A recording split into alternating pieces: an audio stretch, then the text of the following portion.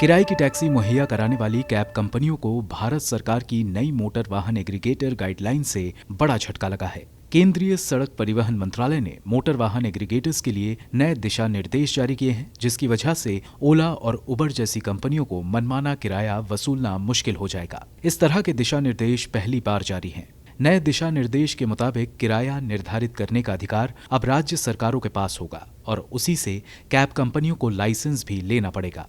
Aggregator को base fare से 50% से अधिकार चार्ज करने की अनुमति नहीं होगी। ड्राइवर को किराए का 80% मिलेगा, जबकि कंपनी 20% की हिस्सेदार होगी। कैब इस्तेमाल करने वालों के लिए कैंसलेशन फीस भी एक बड़ा मुद्दा होता है। तो अब कैंसलेशन फीस को कुल किराए का 10% किया गया है, जो राइडर और ड्राइवर दोनों के लिए 100 रुपए से अधिक नहीं होगा। वैसे आजकल हर जगह डेटा चोरी भी एक अहम मुद्दा बन गया है। इसी को ध्यान में रखते हुए एग्रीगेटर्स के लिए डेटा भारतीय सर्वर में न्यूनतम 3 महीने और अधिकतम 4 महीने रखना जरूरी होगा। डेटा को भारत सरकार के कानून के अनुसार सुलभ बनाना होगा, लेकिन यूजर्स की सहमति के बिना इसे शेयर नहीं किया जाएगा। कैब एग्रीगेटर्स को एक 24/7 कंट्रोल रूम स्थापित करना होगा और सभी ड्राइवरों को अनिवार्य रूप से हर समय कंट्रोल रूम से जुड़ा रहना होगा। दिशा निर्देश के मुताबिक राज्य सरकार सरकारी खजाने के लिए नोटिफिकेशन के माध्यम से कुल किराए का 2% या उससे अधिक टैक्स भी वसूल सकती है।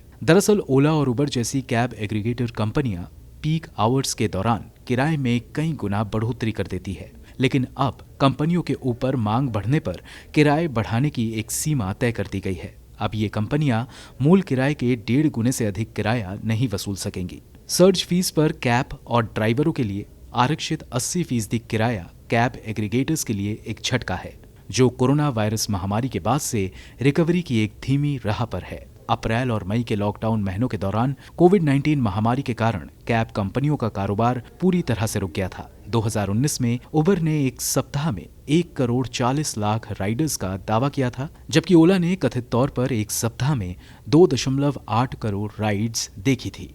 केंद्रीय सड़क परिवहन और राजमार्ग मंत्रालय ने कहा है कि पहले एग्रीगेटर का रेगुलेशन उपलब्ध नहीं था। इस नियम को ग्राहकों की सुरक्षा और ड्राइवर के हितों को ध्यान में रखकर बनाया गया है, जिसे सभी राज्यों में लागू किया जाएगा। इसके लिए मोटर व्हीकल एक्ट में संशोधन भी किया गया है। सिद्धार्थ चतुर्वेदी की रिपोर्ट, गो न्यूज।